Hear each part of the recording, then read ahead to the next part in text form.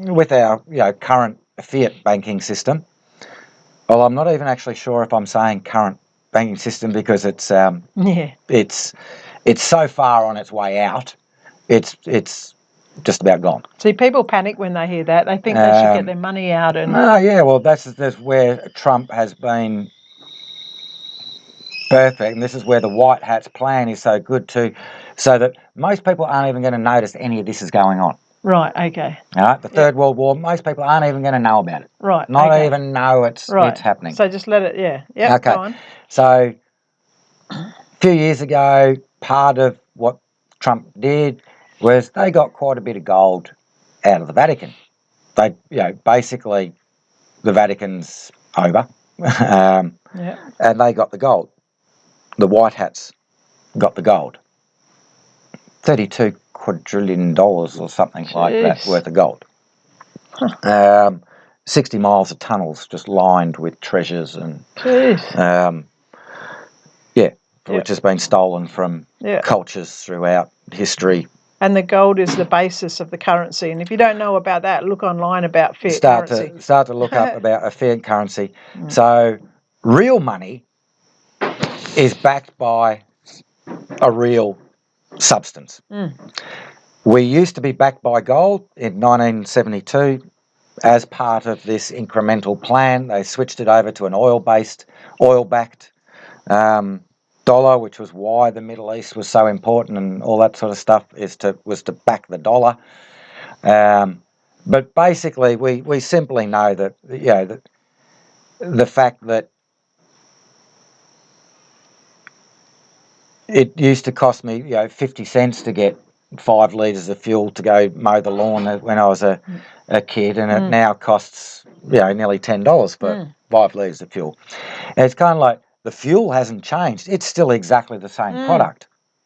The only thing that's happened is that it's not that the petrol's gone up. It's the value of it. The value of the dollar has gone down. Yeah, there we go. It's not, and this is where we've been tricked. It's not about, like, say, inflation, because that's everything rising in price. If you look at that as, no, all that's happened there is the dollar has lost more value, so you need more of them to buy the same thing. There we go. So, and our currency had been going in that way. Our economy was stuffed before coronavirus. What the central banking system have done, and I believe that the central banking system is a black hat operative to enslave the population of the world, IMF, all linked together, etc. Every now and then, because the system's not foolproof, it needs rebooting every now and then. And the best way to reboot it is to crash it. Right. So you crash the system and then go, oh, look, it's all back to normal again 4 or 5 years later. Right. And so what's Q going to do about this crash? So in the past, World War I, World War II, Depression, all those things, they were constructs crashing the system just so the economy can keep back going again. Because wars cost lots of money, everyone gets rich and boosts, it's weird how all that works, and it's actually a construct and it doesn't actually work. And most of the people on the planet don't want it. We don't. It's not natural for us to just to wake up in the morning and go, oh, gee, I want to go to war. There's basically a few people going, well, that's actually what we want to do, so we're going to trick the whole population of the planet thinking that that's what they want to do. And it's all trickery. And so quantum banking, what does that look like? So quantum banking is basically, and it's already started to happen in London, in England, most of the large banking corporations have reduced their floor space. Right. Rental floor space by up to 60%. Yeah. And that's just now, before it's even really kind of happened. It's happening in Australia. Our local bank, the two tellers crashed. It just stopped working. Yeah. And no workmen's came to fix it. So what it without me being a banker or a financer or anything, to put it in simple terms, what it actually means is that it will be like a crypto. Yeah. It will be a cryptocurrency. I can't say which one, what one. All of the ones that are out there now, they're all functioning and they all work, but they're all working in a format at the moment where they're establishing. So yes, there is money to be made on it, but that's not how quantum banking is going to work. It's only at the very start that that's how it's going to work, because it's not going to be a system where you make money within that system. No, it's not going to be like a trade stock exchange. So to explain that, I suppose, a little bit simpler or in a way that people can understand, is now, say for example, I wanted to transfer $1,000 to my mate in London. Okay. And I do that on a Friday afternoon. Okay, so I've taken my $1,000 and handed it over basically to a third party to deliver that $1,000 to my mate over in London. Bank, Western Union, whoever. All of those ones. And so what they do is they go, all right, well, we'll give it to him on Monday morning. We'll use it. All right, and we'll play with it over the weekend. All right, and see how much we can make on it. And that's kind of how a lot of the money's made in the world. With other people's money. Is by the banks, with other people's time, with other people's money. Well, Centrelink do it. I noticed doing my tax, Centrelink at times had paid me 99 cents. I thought if they paid like 100 people 99 cents, there's 100 cents for them. They've made it. They've combed it, and it makes no difference on my account. That's right, and they're doing that to everyone, everywhere, all the time. On massive scales that are just phenomenal. With quantum banking, I'm just going to be able to go, hey Bob, it's coming, boom, boom, straight to you. Yep, I got it, mate. I'm going off and buy it. And that's just basically eradicated 60% of the employees and functions of the current banking system. And it just removes that whole layer of control. It removes control and it removes the because there's no guarantee that they don't stuff it up. And oh gee, the bank crashed over the weekend. Sorry, we lost everybody, all of your money. And then what happens? Oh, the government goes and bails them out. Well, where does the government get the money from? From the central banking system, which puts them into, and it's just this. And who controlled the central banking system until recently? Rothschilds and Rockefellers and so the story goes. And it's a private corporation. It's separate. It's not held accountable to anything. The IMF and we've allowed it.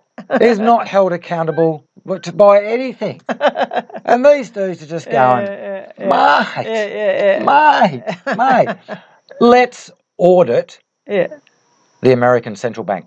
Yes, let's put that forward. Let's audit. Forensically audit. Actually, I'd love to see Australia's Red Cross be forensically audited. And maybe Salvation Army might be the Salvation Army to forensically audit those. Or we could go to the churches. But anyway, we're going a bit off track. Just sowing a few seeds, doing your research. And so how's quantum banking going to look for the average person? So the average person, they've got a mortgage, bringing up their kids, and quantum banking's on its way. Well, your mortgage is going to be dramatically reduced. Right. Because you won't actually have to pay so much interest. On quantum banking? And within quantum banking system, you will not need to be paying anywhere near as much interest. So it's like an artificial intelligent form of currency. the interest you pay is going to be relative to administration fees. Right. So directly related. Yes. Yep. Yeah. Okay. Because there aren't those 6 million employees ego masturbating on your own money over the weekend and Wouldn't, requiring all that extra energy. They're gone. But wouldn't the mortgage go with the banks, with the downfall of the banks? Don't the mortgages just go with them? Yeah, a lot of stuff can be... I'm not 100%. Each different sovereign nation are going to develop their own set of rules as to how it's interesting in Nigeria. Kind of I think it's Nigeria and a lot of the poorer countries. Yeah, a lot of the poorer countries, what the people there are doing is they're putting their money into cryptocurrency because their inflation's so through the roof that they can't do anything with it. That's right. Obviously, it's only the people with money in those countries, so we're looking at the upper bracket. Yeah. But they're establishing that currency for their country because they're the ones with the most of money. Yep. And so now all these poorer countries have already flipped over into the cryptocurrency. Yep. Yes. Yeah. MasterCard and Visa, I believe, now accept Bitcoin. They do. They have their own cards. You can get your own card. They can see the writing on the wall. They're already doing it. Yeah. But the interesting thing with Bitcoin is that from researching it a lot, I've found that they're saying it's going to cap, which goes in line with the quantum theory. It's just going to plateau out. It's going to hit about 100,000 and that's it. And that's been pretty well stated. And it's just going to plateau out and there will be no more money to be made in that. No. It's then just the banking system. You put it in, you take it out. You transfer it. It's there as a visual ledger for the whole world to see. Is it taxed? Is that whole system going to be able to continue within a quantum field? That's going to be relative to individual nation states. But let's look at tax. Right. Okay. A lot of people think that tax is my I'm a good citizen. I'm a good citizen. This is my contribution to the bigger picture. Yeah. Now I can go and be selfish. I've done my contribution. Okay. But, so we should all have to pay tax because we want new roads, we want this, we want that. And without tax? Now, at the moment, we've got a fiat banking system where billions, trillions upon trillions upon trillions of dollars are being made for the bankers by the slaves, us, and that money is removed then from the system. It's extracted. It's taken away. And it's being used for all sorts of stuff that will unfold over the next couple of years for people that's going to be quite devastating. So it's like black market. It becomes like black market money. Now, that will not function in a quantum banking system because if cash may be removed, but that's not going to be a problem within the quantum banking system because you'll just have your card, and into the future it might be chips in you or whatever to be a bank or whatever. Don't freak out at the moment. Pull it in. But basically, a cashless society is not necessarily a bad thing within the quantum banking system. There will always be innovative people within their own local systems that say, yep, I'm in the quantum banking system and I am a global citizen. I'm my cell in the organism of humanity playing my game. All right? But then amongst my direct friends, within my clan, within my village, we also trade like this. So, real. I get, I'm just going to make up my own currency and start implementing that in my local area as the cash to replace the cash that we once had to do that. Which controls us. which controls us, but we're going to have one that we're in control of, whilst we're in set the up central banking system. Sure. So it's kind of like, what's the problem? What's the issue? Yeah. Because then there's no longer that cash that they can extract out of the system, the whole deck of cards for them comes down. Which is in the process of happening. It has to happen. Yeah. Well, this year has to. In astrology, the pertinent thing in astrology this year is the Uranus-Saturn square. And Uranus has just entered into Taurus, which is all about our values. It's about the monetary system, and coming off the back of all that energy from Capricorn into Aquarius and the Piscean age into the Aquarian age. If you bring it all together, it can only be quantum in the future for our method of trade.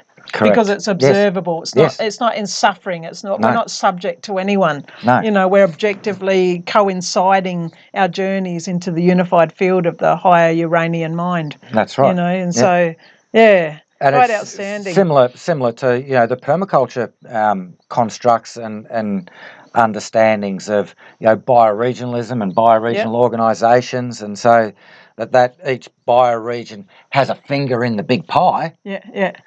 But organises and constructs their own stuff. So that's, I suppose, a very basic and brief sort of introduction to what quantum banking can look like. But basically, in a way, we have to remove the cash out of the system. And we have to remove the cash out of the system to remove the corruption out of the system. As long as there's cash as long as there's a central cash system, there will be corruption. And if we want the corruption removed, that is how to do it. You remove the tool. Imagine if everyone went and got a loan for $10,000 right from the banks. Every single person in the world went and got $10,000 loan from the bank, put it into cryptocurrency. I mean, that would crash the system. It would crash the system. It's just so simple. There is enough gold, and I believe then that this has been happening for some time now, that the white hats have been accumulating the gold to back the new currency. But it will be a gold back. So it is backed with reality. It's real. It's not just. I thought it was based on algorithms, though, that it was the abstract quantum way of thinking that the new currency is based on, but they still need the gold for what's left. The system works on what you've just explained, but it's backed by the physical gold. Okay. Yeah. Right. So we won't finish off with this question. What's to say that we should trust the white hats? We've just come through this time of, it's been like in a relationship, and all of a sudden you find out someone's done something, that's just throwing you in the relationship, and we've just been throwing that these black hats who we thought had our goodwill and best interests at heart have suddenly, quite the opposite. So how do we know how to trust these white hats, when you into this relationship? We don't. Yeah, I know. This is going to be the hard part. We don't. I mean, well, I suppose there's I suppose an analogy of that, or the reason why it's so tricky. Let's take Donald Trump, for example. Okay. Now, most people hate him. The reason why most people hate him is because of the way he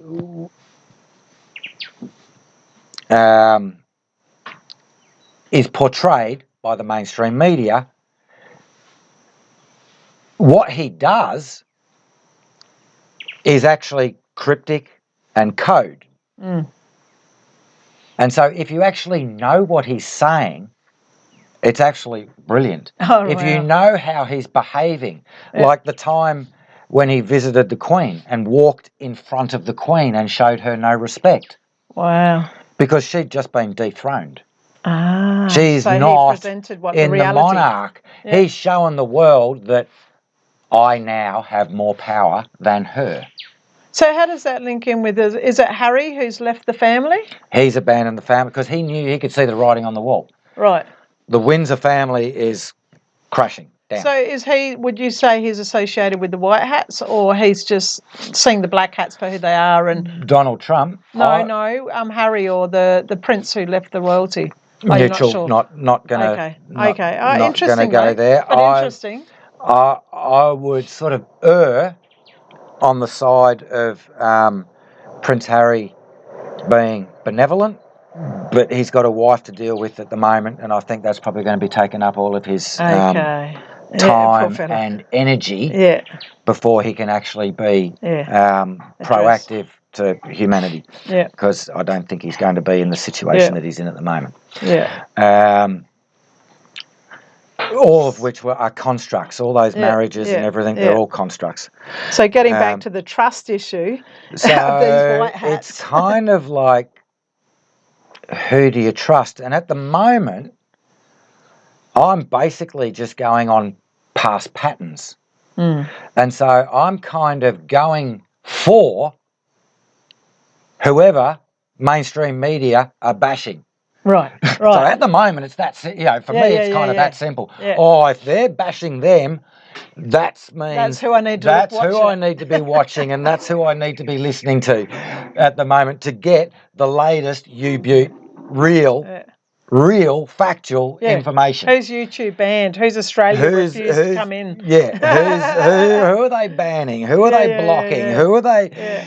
That's who you follow. That's who you study. That's who you watch. BitChute, Rumble. Now, you can see the truth. In all of it, coming back to the trust and the Q thing, I suppose with the understanding that a lot of what Q had posted, he was posting things it was posting things in 2016 and 2017 and 2018. A lot of people thought the dates were relative to 2020. And they're going, oh, it never bloody happened, it never happened, it never happened. We're now finding that a lot of those dates are actually relative to 2021 and possibly 2022. So the time frame isn't such an essential matter. So it's kind of like, he's not, and this is where it's all codes and deciphering and people, that's what the Anons are doing. Yeah. And so the Anons haven't quite, deciphered the codes precisely, to no fault of their own, because it's highly, highly complex. But what they're doing is that they're drip feeding the information out to white hat people, loving people all around the world. Yeah. So people are getting the little drip feeds through, YouTubes and Facebooks and that before they get banned and on the banned sites. The information's coming through. Yeah.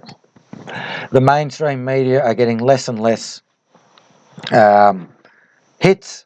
More and more people are looking at the alternative news sources and basically seeing the truth and seeing the reality. And once you've seen it, you can't kind of go back. You can't kind of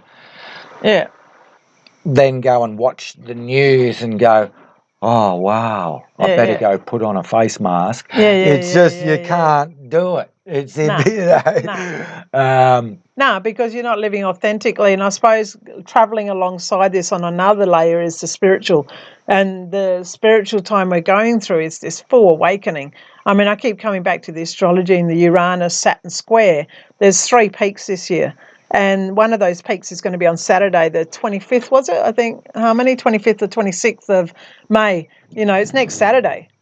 Is one of these moments of awakening. So this is happening alongside So let's just finish off with any places they can go to get more information. I do just want to share something, because you did ask me about vaccines. Oh, good. Oh, okay. Great. See you later. So you did ask me about vaccines. I have my own personal views on vaccines and vaccination. Not going to go too much in it, and hopefully, YouTube might love what we actually say just here. Yeah. I believe that the vaccine industry is huge. Okay? And there are large players in making sure that the status quo is maintained. And that, it's possibly one of the reasons why, okay, you need one shot. Oh, no, actually, you need 2 shots. Oh, no, you're how many? It's just going to keep going on and on and on. Because for every vaccine round that comes out, some little bunch of dudes somewhere makes $3 billion. Oh, there's one round. Oh, there's another round. There's another $3 billion. Manufacturing lots of money. There's another round. There's another $3 billion. Oh, those spoiled. Oh, there's another round. There's another $3 billion. Yeah. It's like, oh, gee. And then you've also got one of the guys who's, designed systems that gets viruses and then makes more money out of antivirus software, promoting people to, everybody should be vaccinated, everybody should be vaccinated, everybody should be vaccinated. Money. Money. A lot of money to be made. Well, why aren't they asking the government where Johnson they and get the money from? Johnson and Johnson's vaccine, which was the vaccine that Trump warp speeded through in his time, has just been banned in America.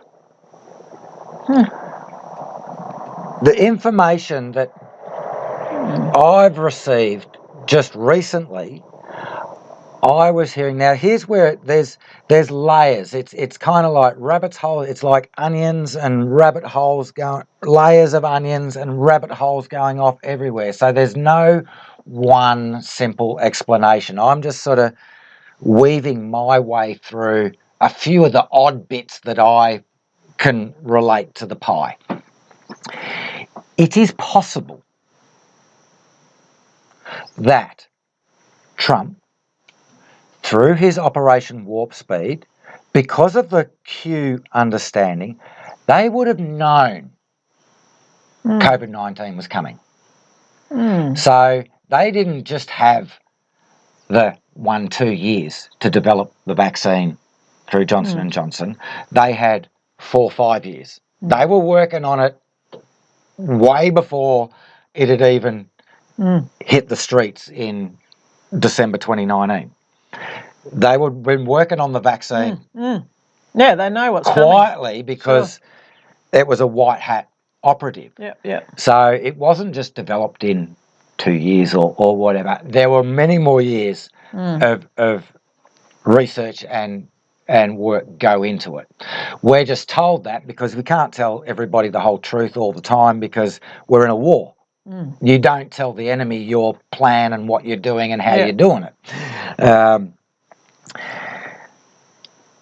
It is possible that the Johnson & Johnson vaccine had or has some other medical breakthrough technologies in it, because the Johnson & Johnson vaccine, some of the people that are receiving it, their cancer is reversing and it's curing cancer. So the American FDA have pulled it. Yeah, they're not there for cures. They've got a business. Oh, people can't have that one. All right. So there's a lot going on. When a government says, we can't obtain enough vaccines to roll it out fast enough, you could possibly interpret that as nobody's turning up to get them. Yes. All right? You could possibly interpret it as that. Yeah. All right? Oh, this one's being pulled because of this. This one's being pulled because of that. All I really know about vaccines is that A, they do not alter your DNA or your RNA. So if you're taking something that does, you wouldn't be calling it a vaccine. There we go.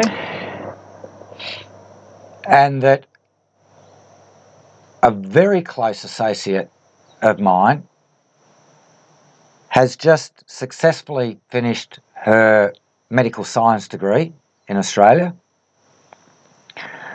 and was doing immunology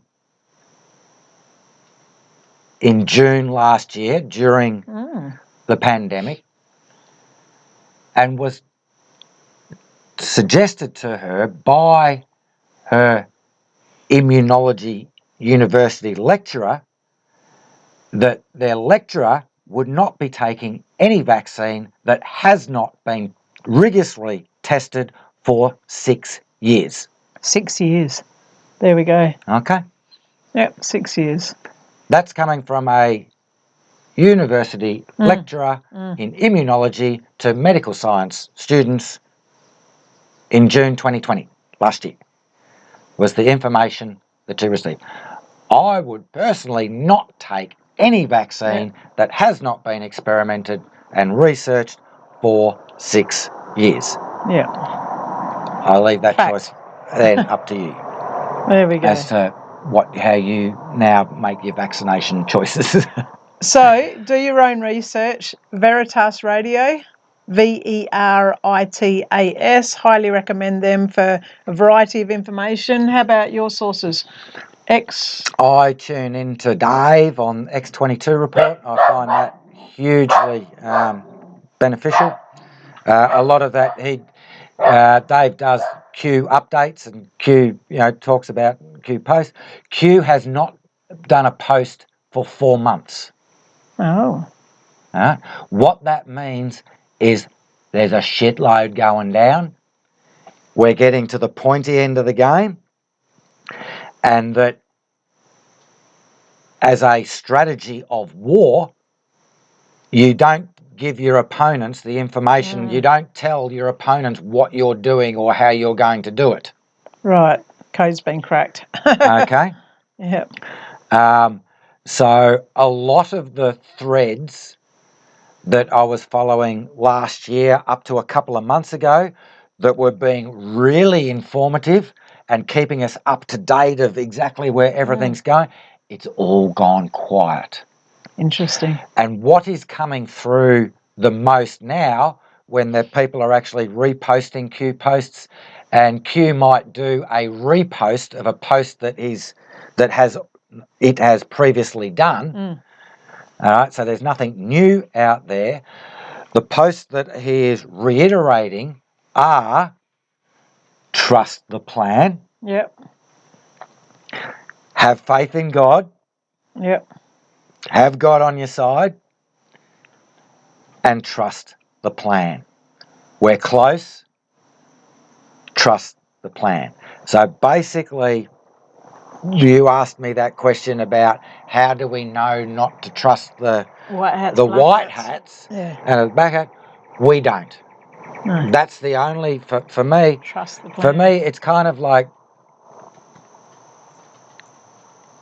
all of it is a movie. The whole thing is a movie. It's a hologram. It's a movie. And the only thing that I can trust is my heart and my relationship with God. Yeah. That's all I can do. That's it. And at the moment, I've even got Q telling me to do that. Yeah, nice. That's a quantum computer telling you to connect into Great Spirit. And trust the plan.